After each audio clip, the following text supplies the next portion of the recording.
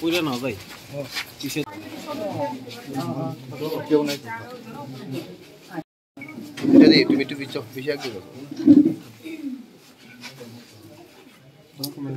তো অত্যন্ত সজ্জন ব্যক্তি ছিলেন, একজন বরিষ্ঠ মন্ত্রিসভার সদস্য ছিলেন।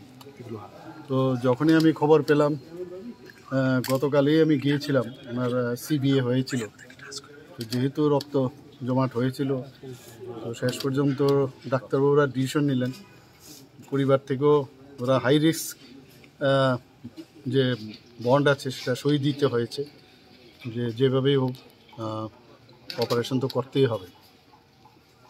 কিন্তু অবস্থা ভালো ছিল না, তবু একটা লাস্ট ট্রাই ডাক্তারবাবুরা করেছেন। ওখানে নিউরো সার্জনের সাথে আমি কথা বলেছিলাম, কিন্তু আজকে সকালে 2:45 উনি পরলোক গমন করেছেন।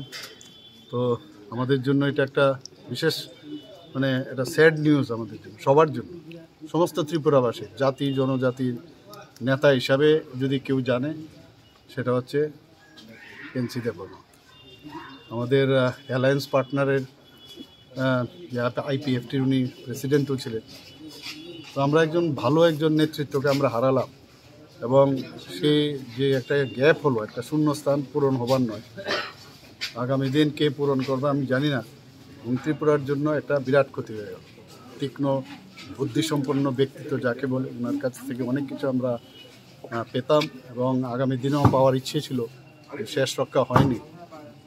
তো ওনার যে আত্মার সদ্গতি কামনা করছি, পরিবর্তনের সাথে কথা বলেছি, ওনাদের প্রতি আমার সমবেদনা রইল। এবং আমরা 3 দিনের আমরা স্টেট মর্ন ঘোষণা করেছি। আগামীকাল মানে 1 তারিখ, 2 তারিখ, 3 তারিখ, এবং আগামীকাল ছুটির দিন আমরা ঘোষণা করেছি। কালকে 10টার থেকে 11টার মধ্যে যা আমার কাছে খবর এসছে শিডিউল সেক্রেটারিয়েটে যাবে, সেক্রেটারিয়েট থেকে অ্যাসেম্বলিতে যাবে, সেখান থেকে ওনার বাড়ি যেখানে ওখানে নিয়ে যাবে, মহারানীতে, সেখানে নিয়ে যাবে তেলিয়ামোড়া মহারানী। তো সেখানে ওনাকে নিয়ে ওনার ক্রিমেশন হবে।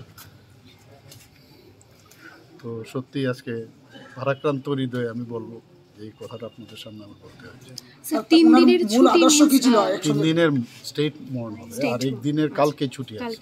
স্যার ওনার মূল আদর্শ কি ছিল?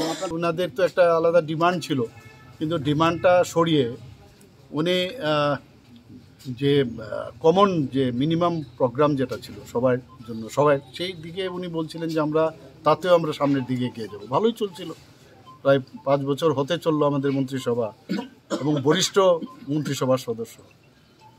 তো বললাম ওনার যে চেয়ার সেটা পূরণ হওয়ার না, তো ওনার যে আদর্শ সেটা